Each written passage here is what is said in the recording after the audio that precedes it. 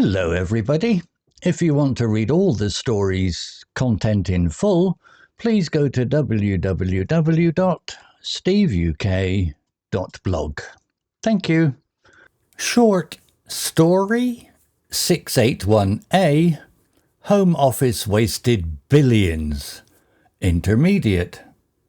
Once upon a time in the United Kingdom, the government department known as the Home Office found itself in charge of providing accommodation for people seeking asylum. At first, the job was simple: find a safe place for someone to stay while their claim was processed. But over time, the task became much more complex. Rising numbers of arrivals meant more people needed places to live. In response, the Home Office began using large numbers of hotels to house asylum seekers on short-notice contracts. At first, the cost of this hotel accommodation appeared manageable, but soon the figures rose sharply. For example, in the financial year 2022-23, the Home Office spent about £2.28 billion on hotel accommodation. House of Lords Library. In 2023-24, the total cost of asylum support was about £4.7 billion, of which around £3 billion was spent just on hotels. Why did the cost go so high? Several reasons. Hotels are much more expensive than other kinds of accommodation. According to one report, the average cost per night for hotel-based asylum accommodation in 2024-25 was around £170 per person, compared with about £27 per night for other types of accommodation. The contracts were hurried and large in scale, and the Home Office was criticised for lacking strong commercial expertise. The scale of the contracts was underestimated. A deal that was originally planned to cost about £4.5 billion over a decade is now expected to cost about £15.3 billion. As the spending soared, many people began to say that the Home Office was squandering taxpayers' money because millions were being spent on accommodation that was intended to be temporary but often lasted for many months. There was little evidence that the system was organised to obtain best value for money or to use resources efficiently. Because the accommodation was so expensive, fewer funds were left for other support services which might have helped asylum seekers integrate or move into more stable living conditions. In schools of thought among auditors and think tanks, this pattern came to symbolise waste.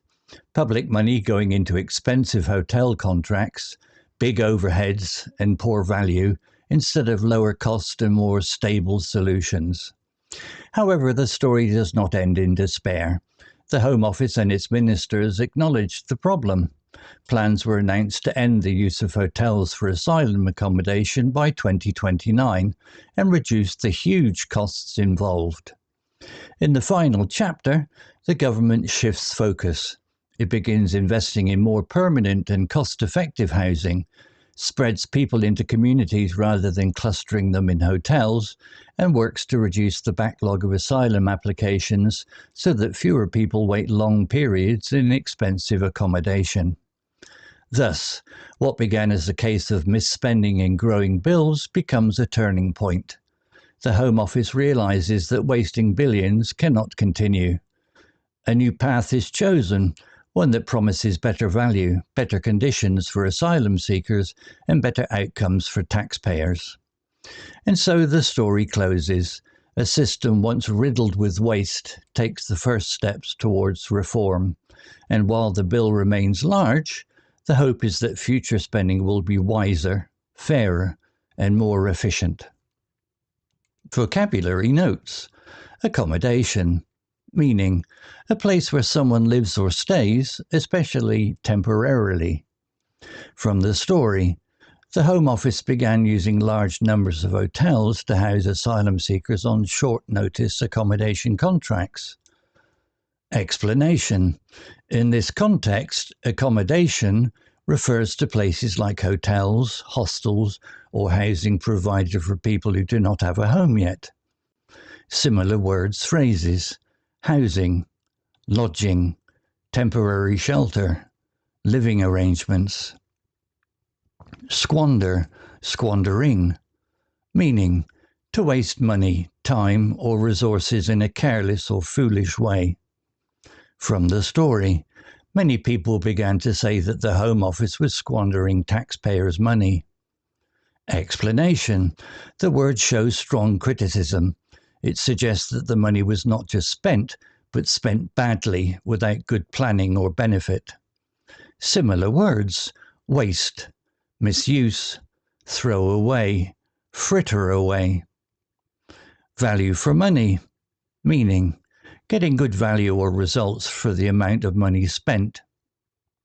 From the story, there was little evidence that the system was organized to obtain best value for money. Explanation: when something doesn't give value for money, it means you are paying too much for what you get. Similar words, phrases: cost-effective, worthwhile, economical, a good deal. Backlog, meaning a large number of tasks or cases that are waiting to be processed. From the story, and works to reduce the backlog of asylum applications. Explanation: a backlog happens when work arrives faster than it can be completed.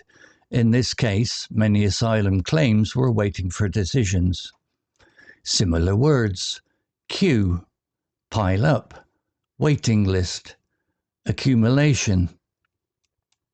Temporary, meaning for a short time, not permanent. From the story, accommodation that was intended to be temporary but often lasted for many months. Explanation: something temporary is meant to last only for a little while, but sometimes temporary situations last much longer than expected. Similar words: short term, brief, provisional, makeshift. Story written by ChatGPT AI. Image created by ChatGPT AI. To read all the story's content in full, please go to www.steveuk.blog. Thank you. CC Music, drifting at 432 Hz, Unicorn Heads.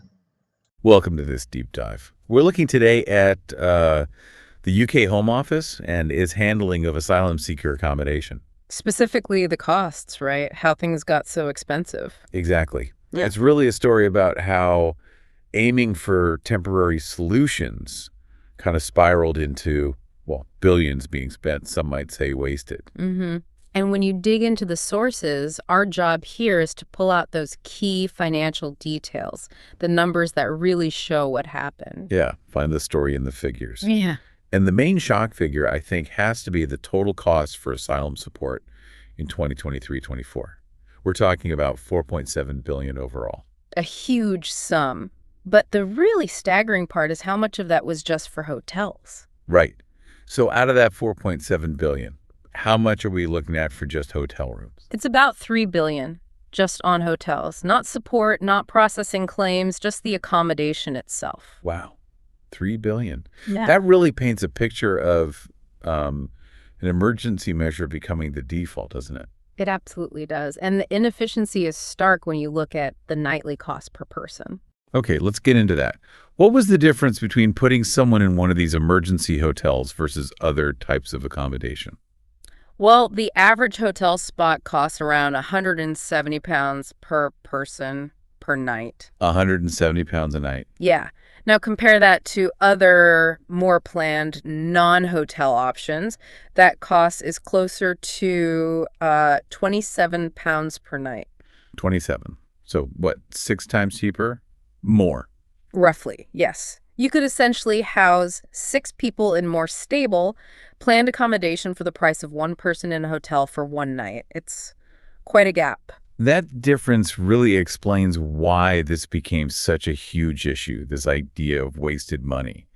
And it points towards, well, problems with how those hotel deals were, doesn't it? The commercial side. Definitely. The Home Office faced a lot of criticism for, let's say, a lack of commercial expertise when setting up these contracts under pressure. And there was that one massive contract example that really ballooned. Oh, yeah. The deal originally pitched at $4.5 billion over 10 years. The latest estimates put the potential cost at $15.3 billion. $15.3 billion from 4.5. That's not just an overrun, that's something else entirely. It signifies a major failure in contract management, likely driven by urgency and maybe a lack of competition. They were paying premium short notice rates for a very long time. And this is where the term squandering or poor value for money comes in. It wasn't just the high price tag itself, it was what that money wasn't being used for. Precisely. When so much cash is tied up in just paying for hotel rooms and the associated management overheads from private firms, it's not going into, say, faster processing of asylum claims. Or into support services that might actually help people integrate or move on once their claim is decided. Exactly. The temporary accommodation often stretched for many, many months because of the backlog. So huge sums were spent just maintaining people in limbo, essentially. Okay, so that's the scale of the problem, a huge inefficient spend. But things have started to shift, haven't they? There's been an acknowledgement of this. Yes, that's the positive turn, I suppose. The Home Office and ministers publicly conceded that the spending, particularly on hotels, was unsustainable. They had to.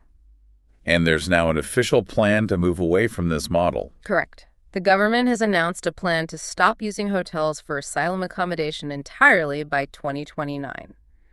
The main driver is obviously to slash that huge £3 billion annual hotel bill. By 2029.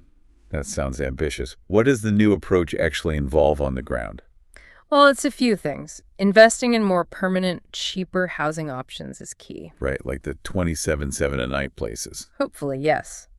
Also, dispersing people more widely into communities rather than concentrating them in hotels, and crucially, tackling the asylum application backlog. Ah, the backlog. Because if people get decisions faster, they spend less time needing accommodation, especially expensive temporary kinds. Reducing that waiting time is probably the single biggest factor in making the whole system more efficient and less costly. But setting up permanent housing, dispersing people, clearing the backlog, that's a massive undertaking to achieve by 2029.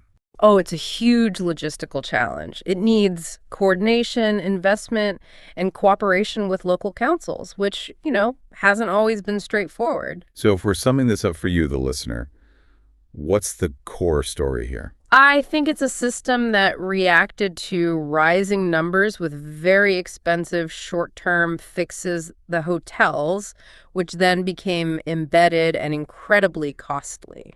Yeah, and now there's a forced shift, really, towards trying to build a more sustainable, efficient, long-term system. Yeah. A move from crisis spending to planned investment. Exactly. The transition away from that £170 a night emergency footing is officially underway. The new strategy promises better value, better outcomes, hopefully. It was always a but, isn't there? Well, the plan is there. The challenge is huge. Right. The massive bill has already been run up. The big question now is how quickly can they actually implement these reforms, build the housing, clear the backlog before 2029? And will future spending truly be wiser? Or will they still be paying off the costs of these past decisions as that deadline approaches? That seems like the key thing to watch. Definitely. It's a race against time and budget, really.